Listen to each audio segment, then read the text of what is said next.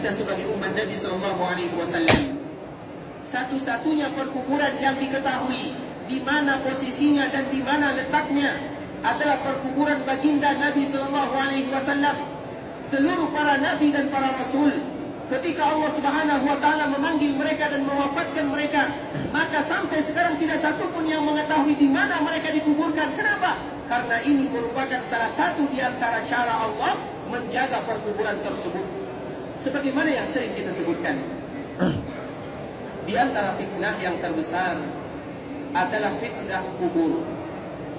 Fitnah yang terbesar mulai dari zaman Nabi Nuh, bukan di zaman kita saja. Mulai dari zaman Nabi Nuh alaihi salam sampai kepada zaman umat Nabi Muhammad sallallahu alaihi wasallam adalah fitnah kubur. Fitnah kubur itu sangat berbahaya ikhwatal Islam, terutama kepada perkuburan para nabi dan orang-orang saleh.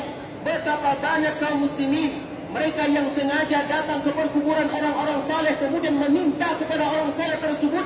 Mereka lupa bahawa ayat yang senantiasa mereka baca, Iyyaka na'budu wa iyyaka nasta'in. Kita sudah berjanji kepada Allah bahawa kepada Allah kita beribadah dan kepada Allah kita meminta dan meminta pertolongan. Sedangkan di perkuburan bukan tempat meminta. Di perkuburan adalah tempat kita mendoakan saudara-saudara kita yang sudah dikuburkan.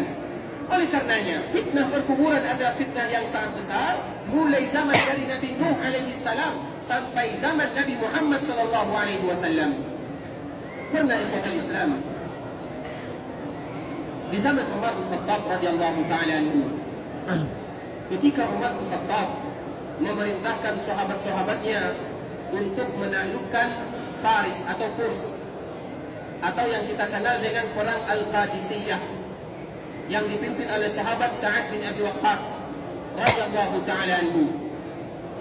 Kemudian ketika Furs ini sudah berada di tangan kaum muslimin dan sudah jatuh di kekuasaan atau di pangkuan kaum muslimin, maka ada sebahagian tempat atau sebuah kamar yang ada di dalam istana Furs tersebut, yang mana di sana masih ada atau ada sekujur tubuh yang masih berbaring atau yang terbaring, yang tidak pernah rusak jasadnya. Dan ini terjadi di zaman Umar bin Khattab radhiyallahu ta'ala anhu.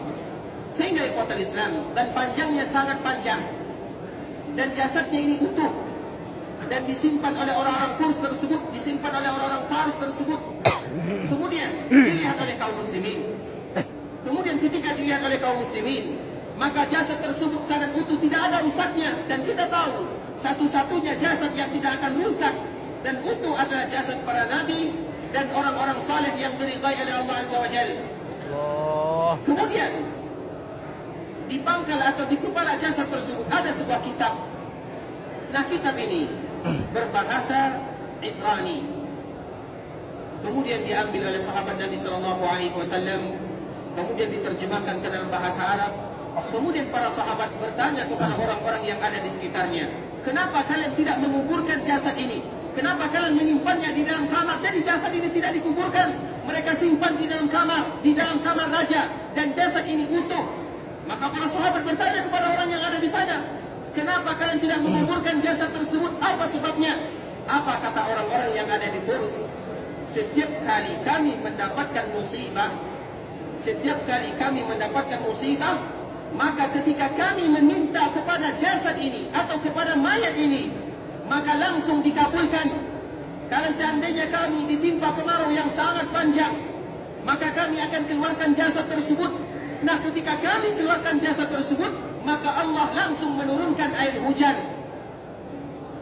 Ini bukan karamah, namun ini adalah fitnah.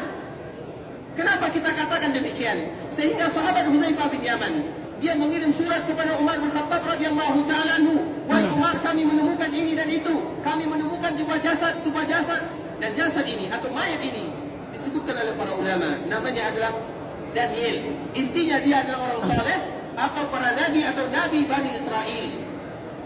Kemudian akhirnya apa kata Umar bin Khattab radhiyallahu ta'ala anhu? Wahai Hudzaifah, kuburkan jasad tersebut atau kuburkan mayat tersebut. Maka akhirnya mayat ini dikuburkan. Digalilah perkuburan sebanyak 13 buah. Kemudian ketika perkuburan sudah digali 13 buah atau 13 tempat, di malam harinya dikuburkanlah mayat tersebut tidak di tempat yang tadi digali. Jadi itu hanyalah sebagai tipuan. Kenapa demikian?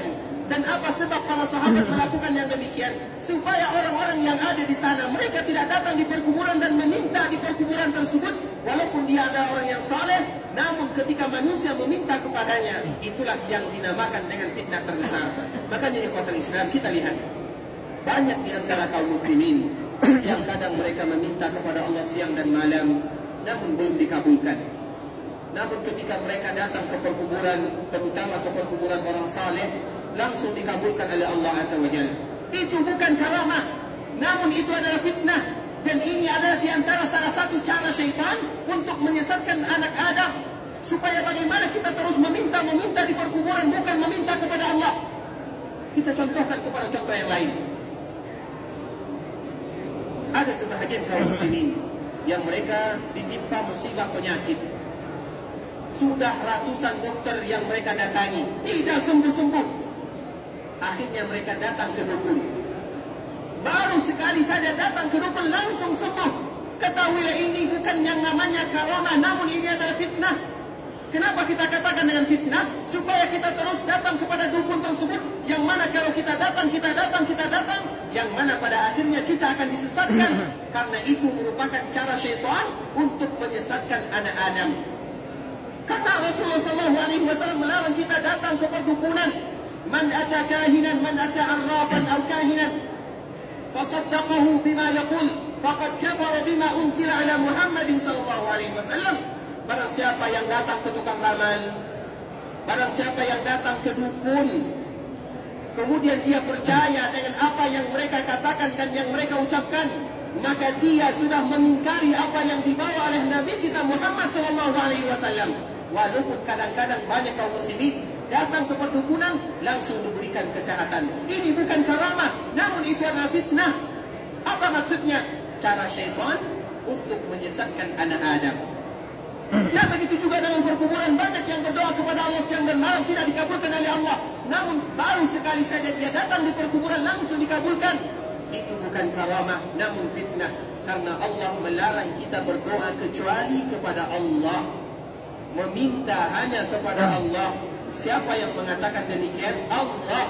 Dan siapa lagi yang mengatakan demikian? Nabi Muhammad sallallahu alaihi wasallam. Idza sa'alta fas'alillah wa idza ista'anta fasta'in billah.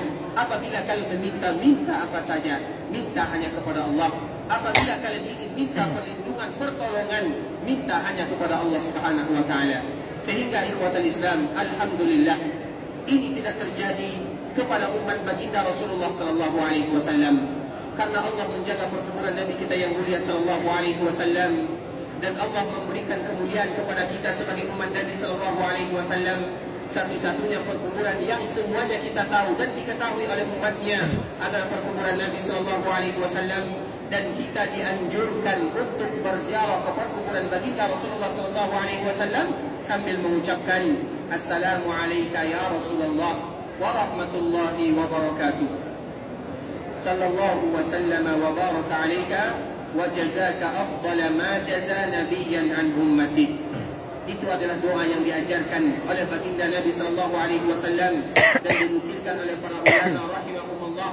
Ketika kita datang ke kota Madinah, dianjurkan kita untuk berziarah ke perkuburan Nabi yang mulia sallallahu alaihi wasallam sambil mengucapkan assalamu alayka ya Rasulullah. Semoga Allah memberikan keselamatan untukmu ya Rasulullah, wa rahmatullahi wa barakatuh, dan juga Allah berikan kepadamu rahmat dan barakah. Sallallahu wa sallama wa baraka alayka. Kami senantiasa mengucapkan salawat untukmu ya Rasulullah. Kami senantiasa mengucapkan salam untukmu ya Rasulullah, dan semoga Allah senantiasa memberikan keberkahan untukmu ya Rasulullah. Wa jazaka afdala ma jaza nabiyyan an ummati. Dan semoga Allah memberikan kepadamu balasan yang terindah sebagaimana Allah memberikan balasan untuk para nabinya ketika mereka berdakwah untuk umatnya.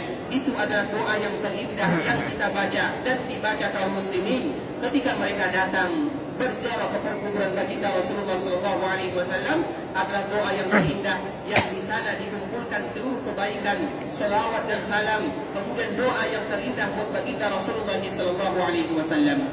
Assalamu alayka ya Rasulullah wa rahmatullahi wa barakatuh. Sallallahu wa sallama wa baraka alayka wa jazaka afdala ma jaza nabiyyan an ummati. Assalamu alayka ya Rasulullah wa rahmatullahi wa barakatuh. Sallallahu wa sallama wa baraka alayka wa jazaka afdala ma jaza nabiyyan an ummati. Siapa yang sudah